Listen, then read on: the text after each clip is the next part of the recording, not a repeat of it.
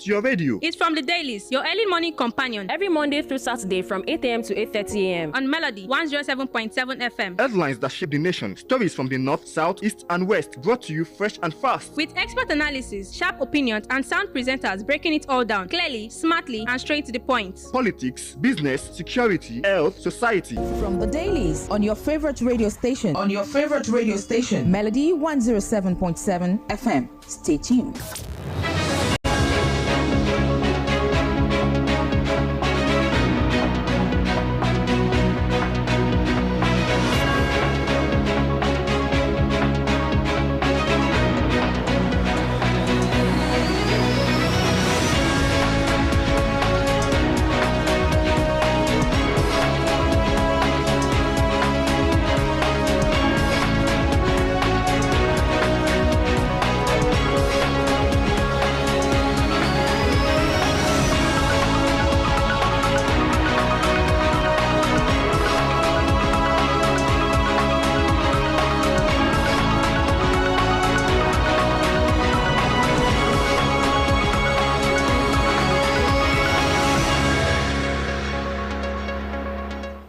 Another bright and early morning right here in the city of Lagos. 2 minutes gone past the hour of 8 o'clock, the 16th day in the month of July 2026. Good morning and welcome to From the Dailies, the Thursday morning edition of this program right here on your super darling station, Melody 107.7 FM. Like we did mention virtually all the time. This is why we're going to take you through stories that made it to the pages of the papers, not just the front pages, but the inside pages as well. I am Roland Imoyera. I am not alone this morning. The gentleman of the press is right in front of me, smiling already. Matthew, good morning.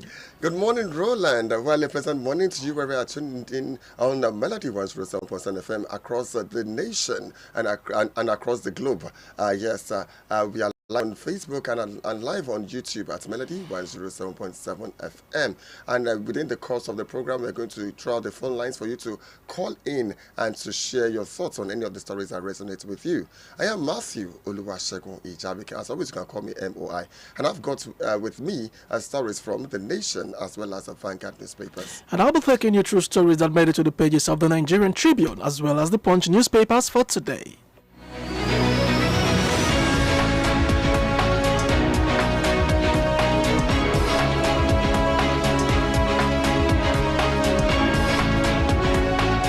Don't forget, at the right time, the studio lines will be open for you to call in to share your thoughts and opinions on any of the stories that will resonate with you in the course of the program for this morning. I assure you we have so many juicy stories that you will want to contribute on this morning. The studio line to reach us on 0906-201-1077, 0906-201-1077. You can as well get us on 0704-800-1077, 0704-800-1077. 1077. Those are the numbers with which to call in to reach to get in touch with us today. The WhatsApp platform is also there for you to drop your comments as well as on our Facebook platforms. Matthew, over to you.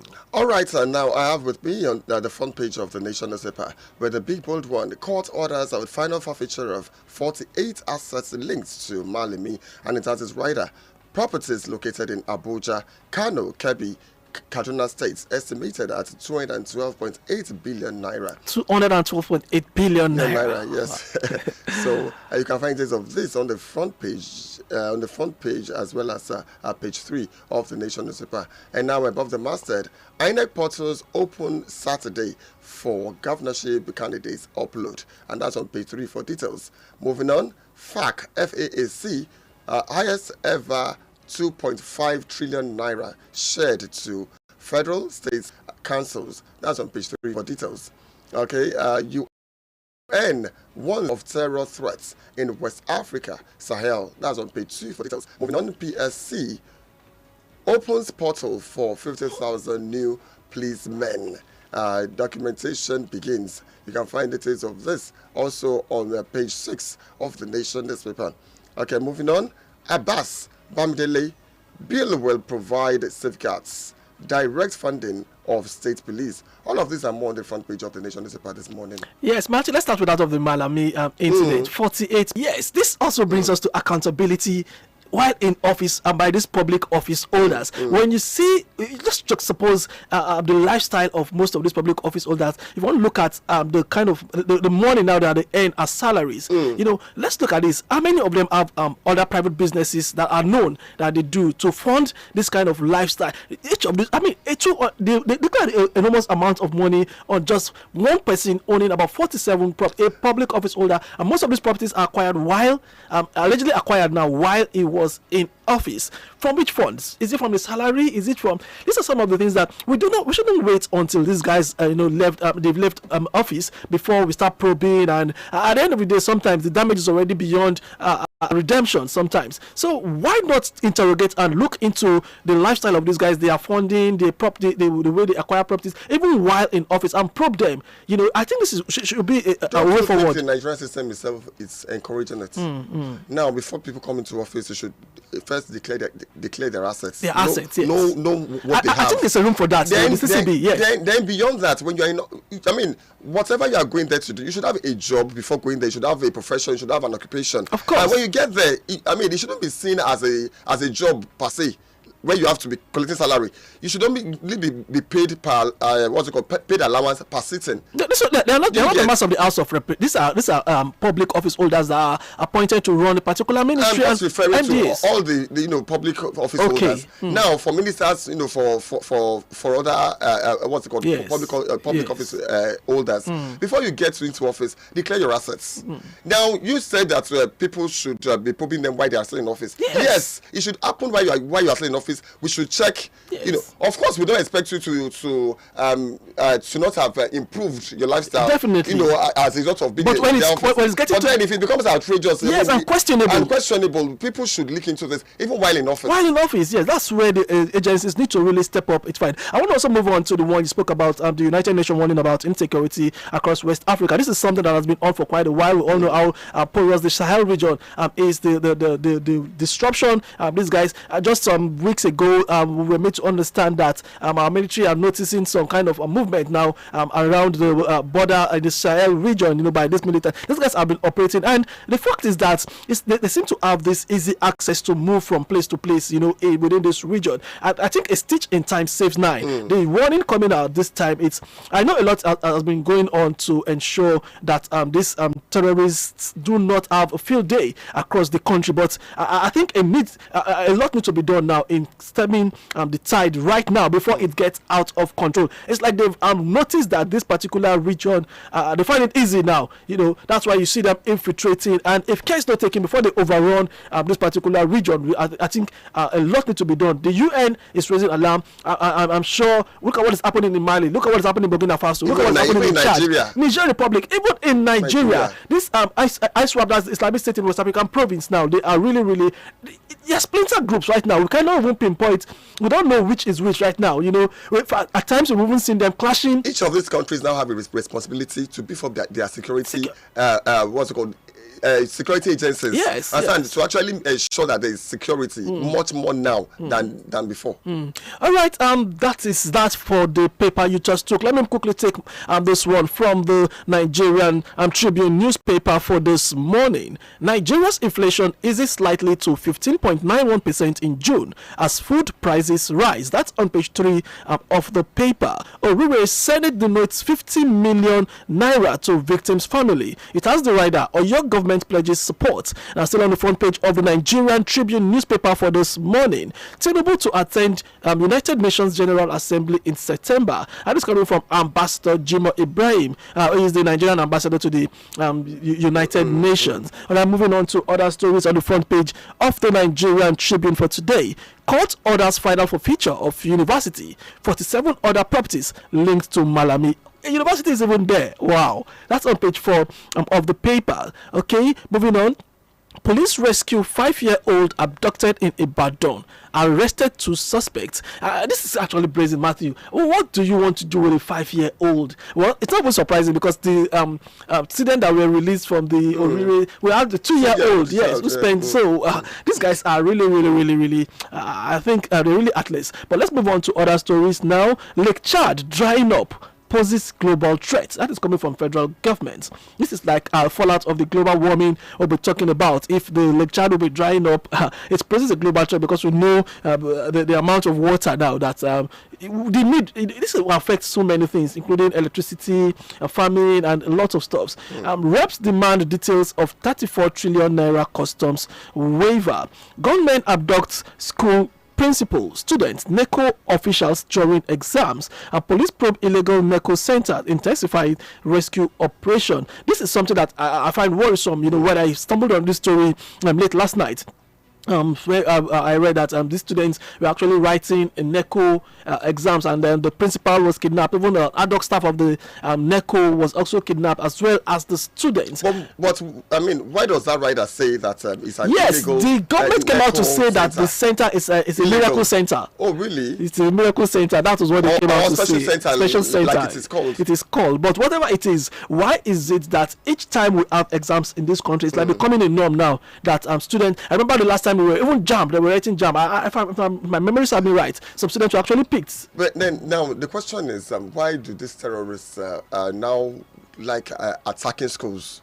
Why should schools now be their focus point at this point in time? I think the schools are soft targets, from what we're looking at. I'm just wondering why. Yes. Why? No, another thing is we're meant to understand the research on that. Because, for instance, now.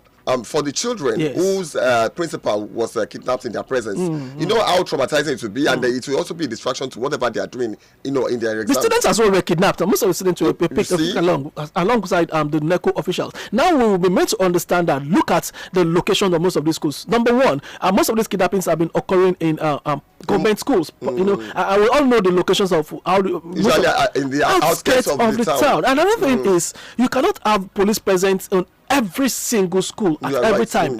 So these guys are also smart. They know they're taking the time to do their groundwork, and they know when to really strike. And some of these schools don't even have a fence. They don't have friends. That's another thing. And we were speaking about this safe school initiative with the amount of money budgeted to ensure that most of these schools are, they have perimeter fencing. This is some of the things that we really need to critically examine and interrogate these funds. Let's know what they've been spent on. Let's know how they've been spent. These are things that can also help to curb this insecurity, especially in the schools, not just when we are writing exams, but you can't be scared of sending your children to school these days. I think this is something that we know a number of schools that have even closed down in the country due to this issue of insecurity. Even some parents now would never want their children to go to school now. Yes, that's just it. Because that's just it, fear of being kidnapped. Yes, you send your kids to school, you don't know if they will return and start looking for 50 million naira. They're about to pay a ransom. The trauma as well is even something that is appalling. Let me move on to other stories now. National Assembly to place state police funding on first line charge. That is coming from Senate. It's on page 10 of the paper. It has the rider Constitution Amendment to insulate service from governors. Bamidele warns business class cabals criminals can hijack state police services. Rep Speaker recommends phased creation of police across states, targeting funding option before establishment. I think these are critical issues that really need to be looked into. They really need to fine-tune and really tie up all loose ends, before the establishment of this state police, because there is a lot of fears, knowing fully well the kind of society now we find ourselves, to prevent most of these loopholes and lacunas, and everything needs to be fine-tuned. We shouldn't just rush into it. Yes, we know it is critical at this time because of the nature of the insecurity now that we are experiencing all over the country. We know how important this state police will be now, but definitely there are so many things to be looked at, to fine-tune, to safeguard, and to insulate this just to prevent abuse now, in this particular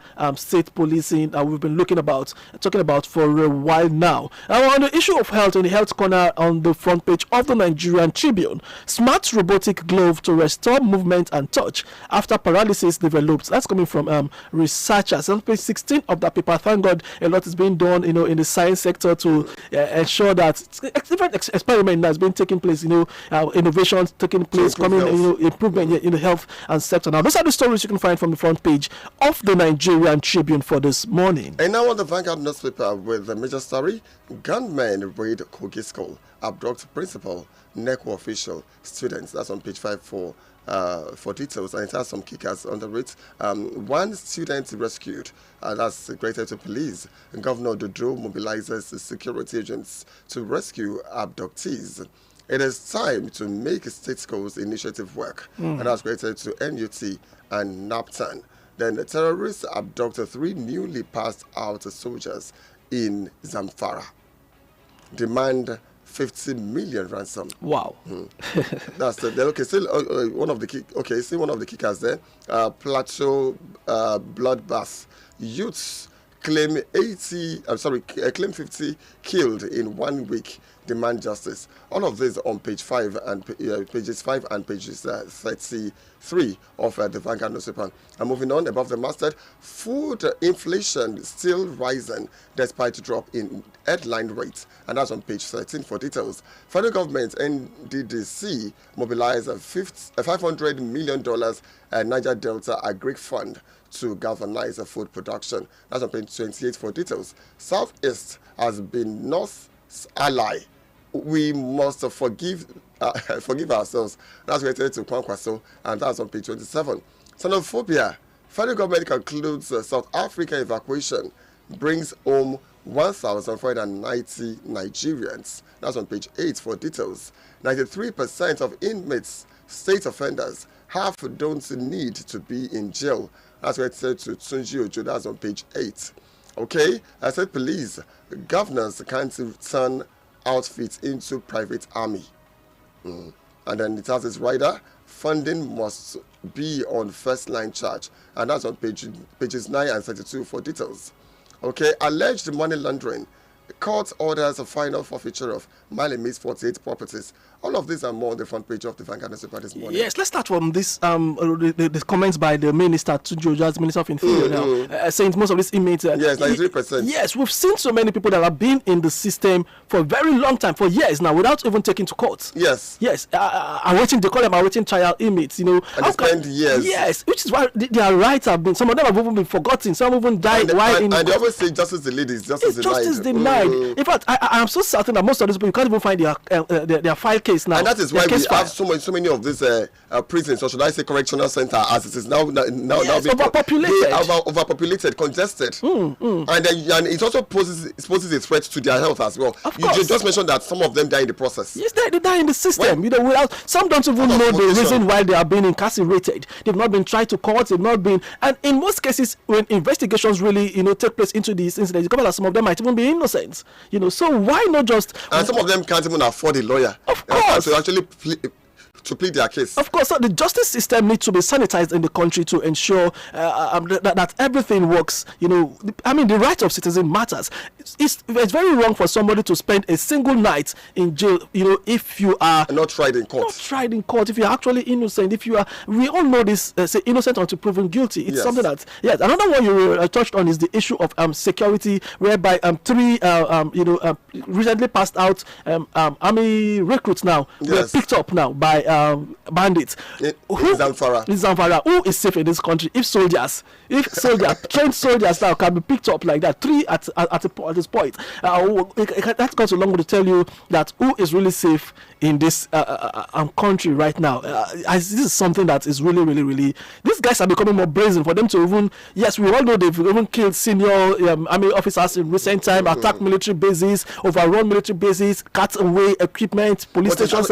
Is that not an insult on our security system? Matthew, this is what we're talking about. You keep hearing they are doing this, they are doing that, and these guys are becoming busy. Who are supposed to ensure our safety? Yes, are being picked up, are being killed. These are things that really, really, really, really need to look at as a nation. The other one you talk about is the price of foodstuff, commodity increasing despite the headline drop in what do they call it? People are tired of listening to all these grammars day in, day out. We want to see action. The ordinary people in the streets, they don't even understand English, they don't read papers, they don't even know what all these policies are all about. What is really, really, really, really a serious concern to them is how much they buy a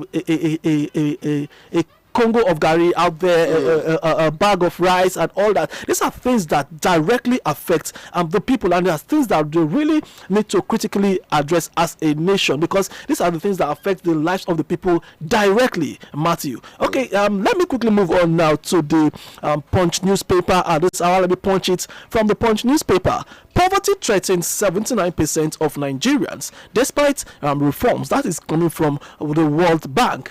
79% of Nigerians are threatened by poverty. This is despite the reforms. Just yesterday the president came out to say the economy is moving in the right direction despite the pains being felt by Nigerians. Unfortunately, on a daily basis, they're coming out to make us to realize that it's moving in the right direction. But the people on the streets, are they feeling this? It's moving in the right direction. You ask me how? How? Because we have a way of coping with whatever economy, no matter what the inflation is. Nigerians, we are so rugged and we are so dogmatic. We have a way of just blending. So if despite all of this, yes, they are already feeling it at that level. You won't say that the economy is moving. And now World Bank is saying that 79%, which is the number is quite enormous. Of Nigerians, yes. They are being threatened by poverty. Jobs are being taken from people's, establishments are closing down. They are still working. They are not working just to have something to say that they are doing. Because already the inflation in the society, the cost of transportation, and all of that is already. Imagine someone earning as low as 30,000 naira. What can that do to sustain that individual for a month? And most of these guys have even families. So let's the price that let's not go too much details. You don't see why I always say God save Nigeria, because God has already blessed Nigeria enough for us to all enjoy. All right, let me move on to page 7 on the Punch newspaper. You have this one. Tinubu to attend United Nations General Assembly in September. On page 17, PSC unveils 50,000 police recruits. Let's see how that will help to police the country. 50,000 is quite. In fact, I don't think it's even enough now to still police the country, but I think these are things that are being done in phases. Thank God that they have unveiled 50,000 new police recruits to help to. I hope they are properly trained. I will not have the same experience that we used to have with other previous police officers that are on ground in the country. Too much complaints right, left and center, and let's just hope we're going to see an improvement in the security architecture of the country from the police right now. All right, moving on to other stories on the. Okay, want to say something? Now when they are released in society, would they not also be mentored by these bad eggs in the system? Because the average policeman you meet on the street does not carry a reputation of respect. Because whatever they're after is to collect something from you. And they just accost you the next thing. Even when you have all the particulars, they still want to ask for something. Well, that's just the society we find ourselves right now. But let's move on to other stories on the front page of the Punch for today. State Police, UK backs reforms as National Assembly lists safeguards. That's on page 16 of the Punch for this morning. Fake agency scandal. Atiku presidency clash as Senate rejects fresh probe. It has the rider fake agency controversy deepens as fresh calls for probe rise. Ex-VP challenges 1.3 billion naira agency fund. Calls for independent probe. Queries World Cup 6.4 billion naira budget. Presidency fires back at Atiku. Backs ICPC probe of scandal. I think I want to back Atiku here. You don't. This is something that most agencies of the federal government have been, presidency, even from the highest level, have been fingered in this particular scandal. I think at this point we need an independent investigation to ensure neutrality. Yes, this is something that I feel they should really look into. Bring independent investigator into board to come and criticize and analyze these issues critically, since the government cannot investigate itself. Definitely, I don't know if you understand my point, Matthew. Even the same ICPC can be made to be autonomous. Where can it be truly autonomous? This is an agency established by the government. The one you just mentioned now too, that we should look for an independent body. If you do that too, if it's still having influence from the government, who is actually funding them, and who is they are made to be made autonomous now? Who will be funding them? Their funding will have to pass. Their budget has to be scrutinized by the Senate. It has to be from the executive. So one way or the other, who even appoints those that heads all these agencies? Definitely, it cannot be it will not definitely be free now. Yeah, autonomous. So I think we should just get an external something that is completely free, an agency that's completely free from any government interference. Possibly look out. That's like Sheyi Makinde was calling for a United Nations probe. It's getting bashing right, left, and center. I think this is something that should be looked into because this issue is very sensitive one, and heads should rule. Okay, let me quickly round up with these stories. South African attacks. Federal government completes evacuation. Brings 1,490 Nigerians home. And World Cup. Argentina beats England. Face Spain in final. 6 killed as guards struck explosion at Kogi Army checkpoint. Court orders federal government to cover of 48 properties linked to Malami. That's on page 17 of the paper. All right, that's the much we can take this morning from the front pages of the newspapers for today. All right, that's a very good way to draw the curtains on today's edition of From the Dailies. Melody 107.7 FM. It comes your way Mondays through Saturday, 8 a.m. to 8:30 a.m. So make it a date with From Dailies tomorrow as well, 8 a.m. to 8:30 a.m. And in case you miss any part of today's show, you can go back to our Facebook page and our YouTube page.